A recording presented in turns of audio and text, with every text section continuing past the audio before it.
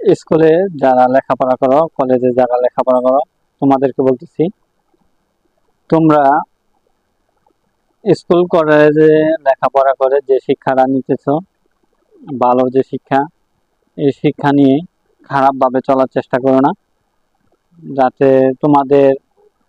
শিক্ষায়, তোমাদের চলাফেরায়, তোমাদের বাবা মার বদনাম হবে এরকম, আর তোমার শিক্ষক শিক্ষিকার বদনাম হবে এরকম ভাবে চলাফেরা করো না, ভালোভাবে চলাফেরা করবা। এই কথাটা এই কারণে বলছি,